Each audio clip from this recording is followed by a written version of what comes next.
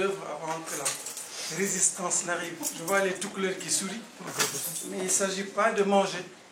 Juste vous dire un mot de quelle est la situation du paludisme au Sénégal, avant qu'on ne vienne justement à la présentation du docteur Khalifa Fall.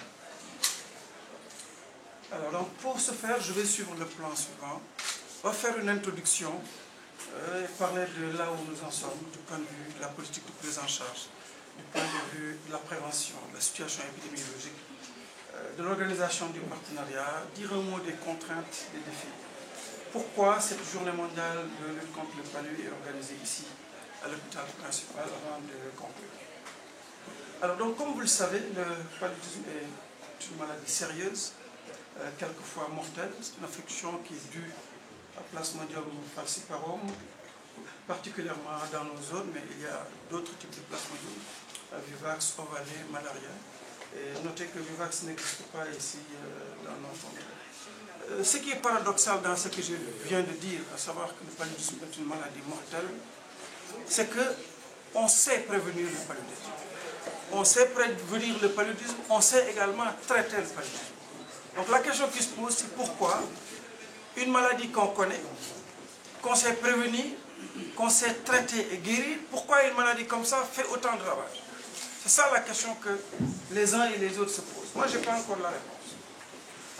Le diagnostic est assez difficile, il faut le reconnaître, parce qu'il ne suffit pas d'avoir un microscope et ce qu'il faut. Le plus grand problème qui se pose dans la gestion du paludisme dans nos contrées, c'est le retard à la consultation, pour plusieurs raisons. Ça permet d'entretenir l'infection. Lorsque quelqu'un a le paludisme, vous savez que les gamètocytes apparaissent au bout de 24 heures.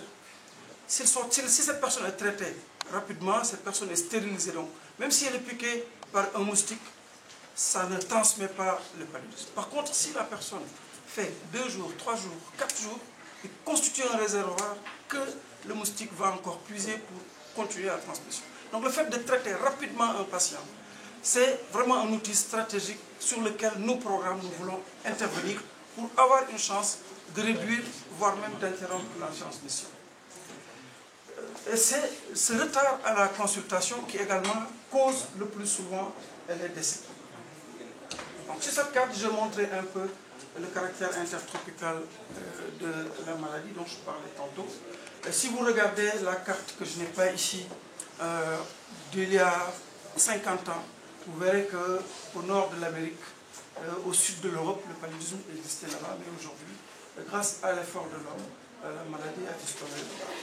Nous espérons que d'ici 50 ans, lorsque nos enfants montreront cette carte, le paludisme ne sera pas dans la région africaine, ni dans le monde. Alors, que représente le paludisme dans le monde? C'est environ 5 millions de cas, 2 millions de décès, dont la plupart surviennent en Afrique. Le paludisme est également frein au développement, en ce sens que, d'après les études qui ont été faites par le professeur Jeffrey Sachs, qui est un économiste de la santé, le paludisme fait perdre 1,3 points de la croissance à nos États. C'est-à-dire qu'on peut travailler pendant une année sans gagner 1,3. Quelqu'un qui vous fait perdre ça, vous plonge encore davantage dans le sous-développement. Au Sénégal, il y a eu 1 100 000 cas en 2007. Nous allons voir tout à l'heure ce qu'il en est pour les chiffres de 2008.